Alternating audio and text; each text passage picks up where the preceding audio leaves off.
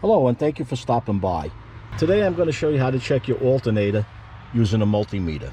This is on a 2000 Chevy Blazer, but the same procedure would work on any vehicle.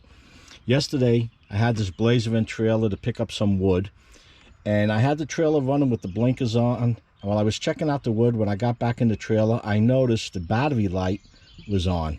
When I checked the voltage, I have an indicator. It was showing that it was only reading about 8 to 10 volts. As I drove the vehicle home, all my lights went out, and the speedometer, the tachometer, everything went out. I just made it home, pulled into the driveway, shut it off and started it up just to see if it would start again. Battery was dead, just a little bit of clicking. So the first thing you want to check is your battery. Now I charged this up, checked some of my connections to see if they were loose or not, and I couldn't find anything loose. I drove it around, so it might not read the full of 12 volts. The battery should read between 12.4, 12.7 volts. Let's see what we have here. Turn this on, and we're setting the meter to 20 volts DC. Now this might be a little low because I did drive it around. And let's see what we have now. This Saturday, and we're reading no volts. Okay, and we're reading 11.56 volts.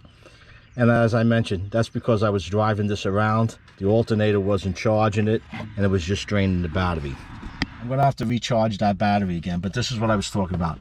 This battery light came on, and over here, this voltage meter was reading 8 to 10 volts. So I knew it wasn't charging, and all these lights that are on, as you're driving, you have the tachometer gauge, the speedometer. Those gauges just dropped. All these lights went off. The security light's always on in this vehicle, and all these gauges went out. I'm going to charge this battery, bring it up to the 12 plus volts again, start the engine up, see what kind of output this alternator is giving, and we'll take it from there. I took this battery out to charge it. Make sure it's fully charged. You want to set your meter to DC volts, 20 volts. And we can see here that the battery is reading 12.87. Typical range of a battery is like 12.4, 12.7. When the vehicle's running, depending on your vehicle, the voltage should read between 13.5 and 15%.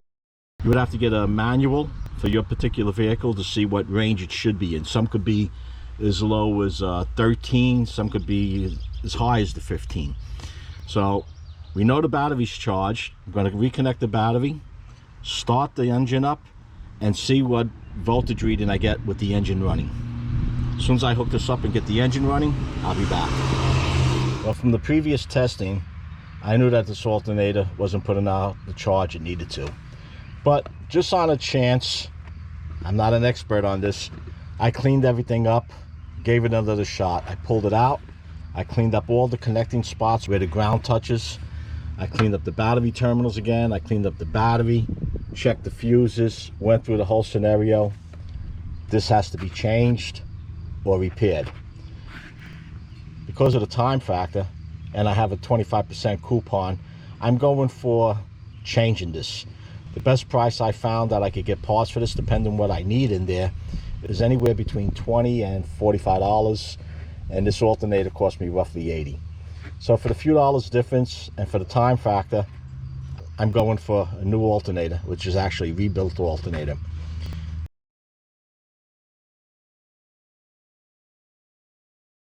When I uploaded this video, I noticed I didn't make this clear.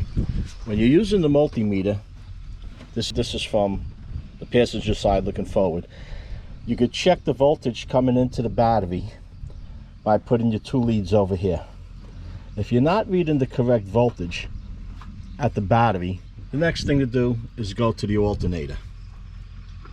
I already have the new one installed, but back here is the positive point on the alternator. Here's the old alternator to make it clearer. This is how the alternator sits in the vehicle. I'm going to turn it around for the video.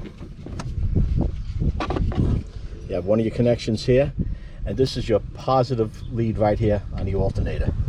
That's where this red wire gets attached.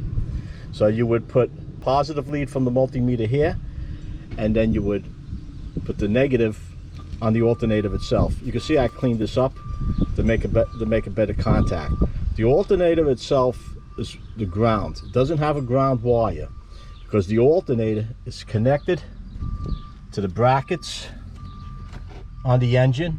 They're connected to the engine, which in turn is connected by ground cables, and it goes back to the battery.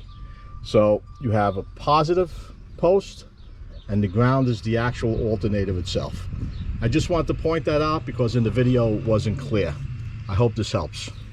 Now you can see it's reading the -7 and -6, and the reason for that is I had the wires crisscrossed. The positive should be on the post, and the negative, the black, should be on the ground. But the numbers were reading low.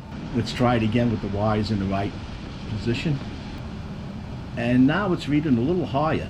Maybe that cleaning up I did worked, but it's still not high enough. 13, 12, 13, 12, 13. It's still not reading high enough. I'm going to let this engine run for a while and then come back. And the engine's been running for about 10 minutes.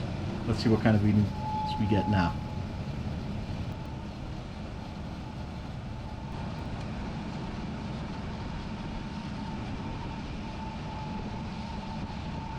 The same. I thought maybe letting the engine run would show it going lower or higher, but it's reading the same. It's not, it doesn't have enough output. This alternator has to be changed. In the next video, I'll show how I removed this alternator, installed a new alternator. And for those of you who have done it before, well, you won't be watching. But for someone who's never tried it before, it'll be worth your while. If you have any questions or comments, post them down below. If you enjoyed this video, give it a like. And if you haven't done so already, be sure to subscribe. Hit that Joe Z button and hit that notification bell not to miss my new videos as I upload them. Until next time, stay safe.